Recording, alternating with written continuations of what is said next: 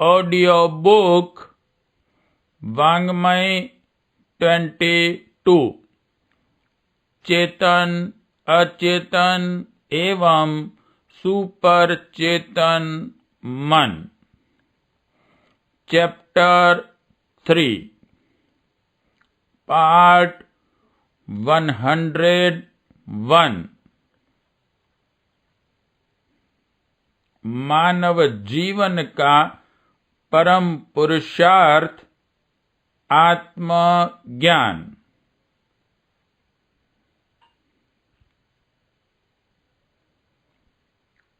महर्षि याज्ञवल्क्य की 2 पत्नियां थी, मैत्रेयी और कात्यायनी।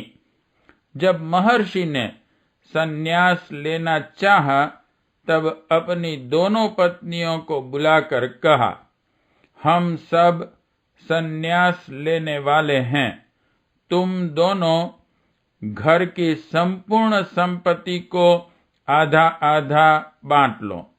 यह सुनते ही मैत्रेयी बोल उठी, देव, क्या इन धन संपदाओं को प्राप्त कर मैं अमर हो जाऊंगी?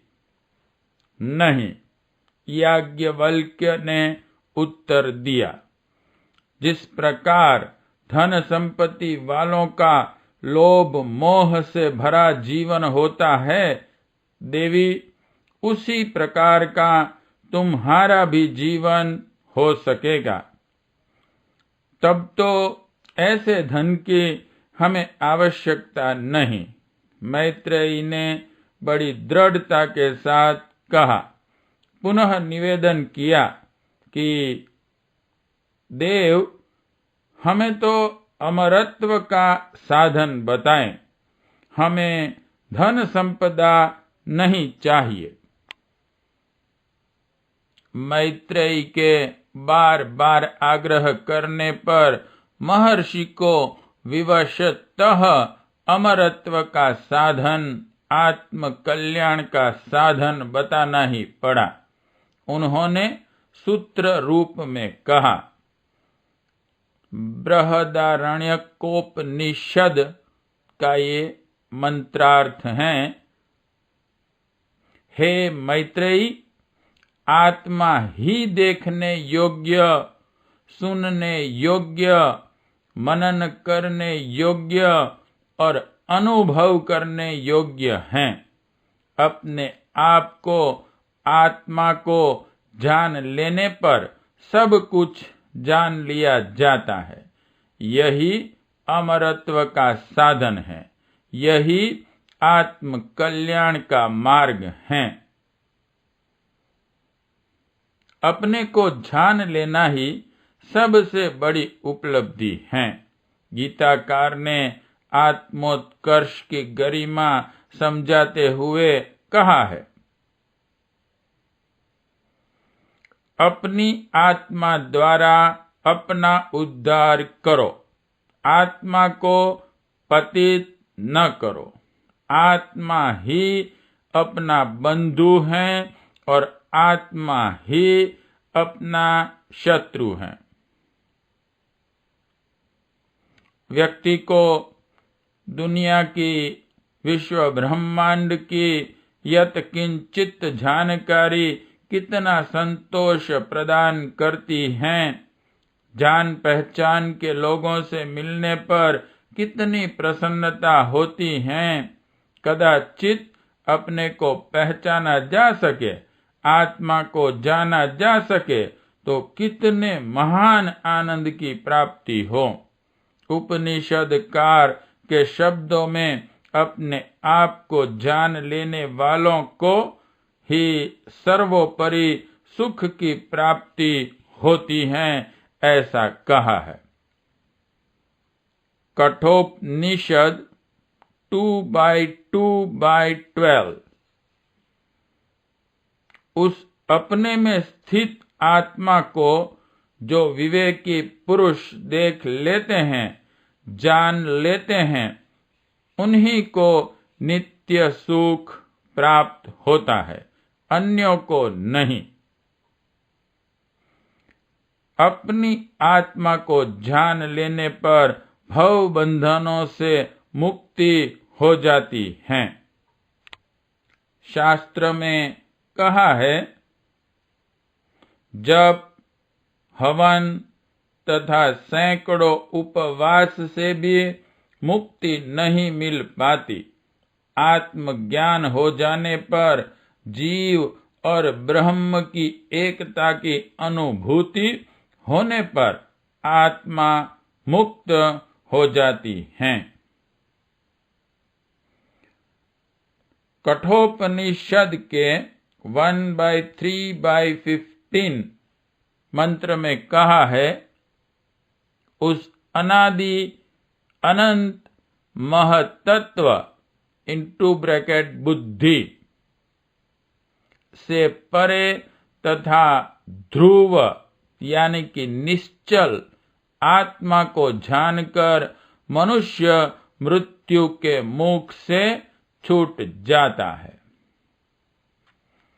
कठोपनिषद 2/1/4 में कहा है, उस महान और विभू यानी कि सर्वसमर्थ आत्मा को जानकर बुद्धिमान पुरुष शोकाकुल नहीं होता।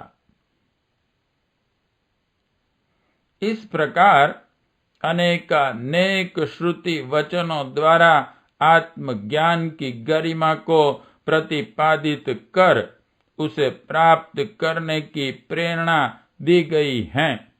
व्यक्ति को जिसमें अपना लाभ दिखाई पड़ता है, उस कार्य को बड़े परिश्रम, मनोयोग व प्रसन्नता पूर्वक संपन्न करता है।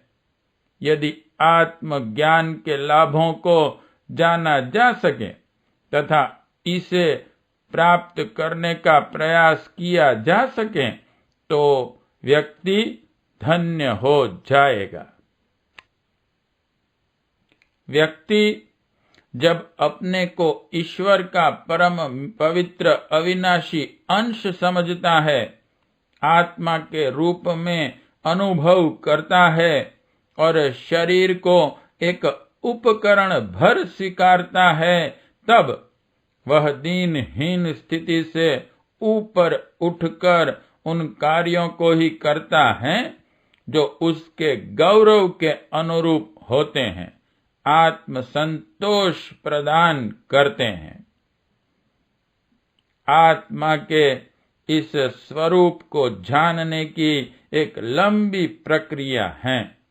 आत्मबोध, आत्म परिष्कार, आत्म निर्माण और आत्म विकास की लंबी मंजिल पार करके ही आत्मा के सही स्वरूप का अनुभव किया जा सकता है। सर्वप्रथम अपने को शरीर से भिन्न होने की धारणा को पुष्ट करना पड़ता है। हम दूसरे हैं और हमारा शरीर दूसरा है। शरीर केवल उपकरण है, साधन है, साध्य नहीं। हम अपनी सारी शक्ति शरीर को ही सुख पहुंचाने में न झोंक दे। शरीर से भिन्न भी कुछ हैं, वही मैं हूँ।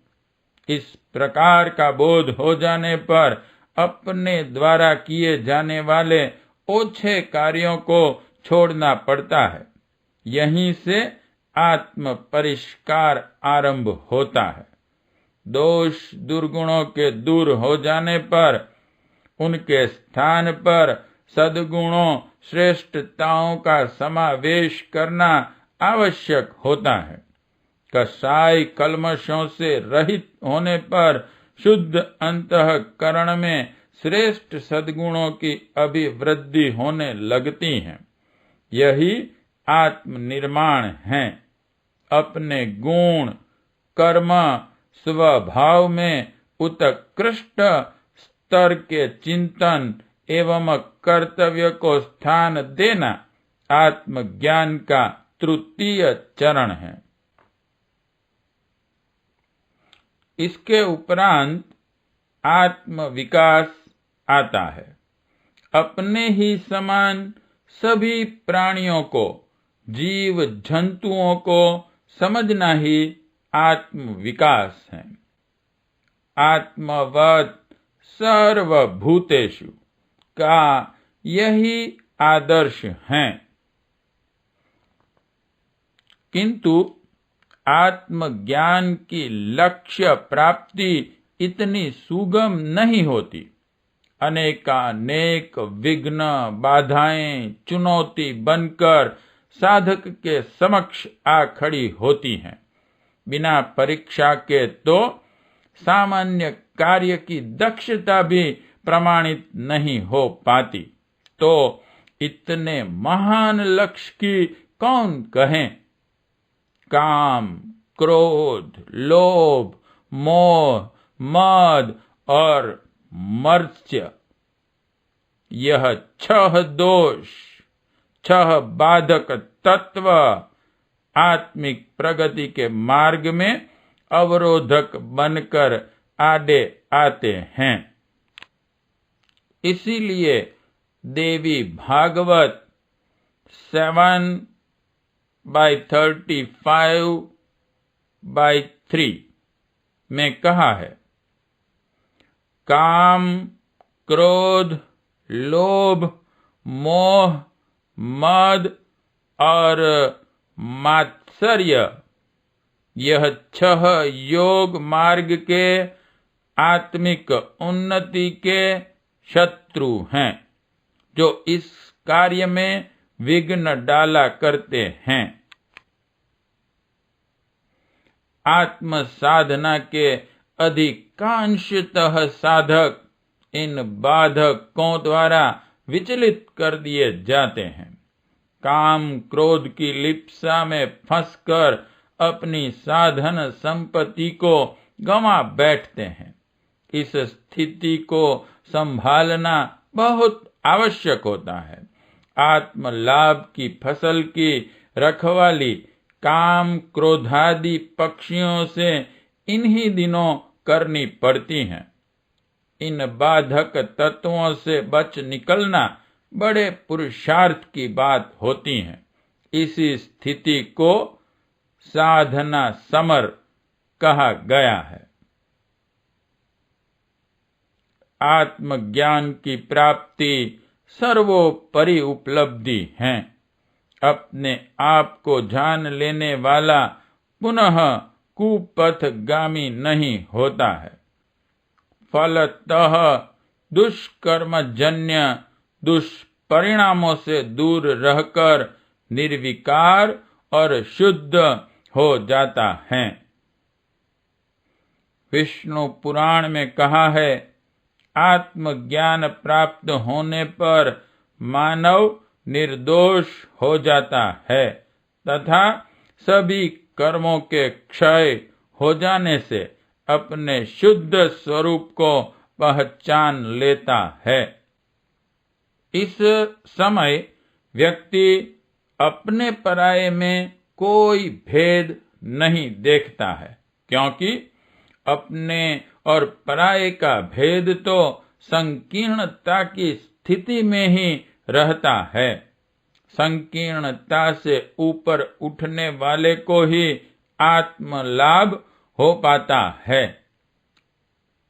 उस समय संपूर्ण संसार को ही वह अपना परिवार मानने लगता है। शास्त्र में कहा है, यह हमारा है, वह दूसरे का है। ऐसा विचार क्षुद्र हृदय वाले, संकीर्ण विचारों वाले करते हैं। उदार चेता आत्मज्ञानी तो संपूर्ण विश्व को ही अपना परिवार समझते हैं।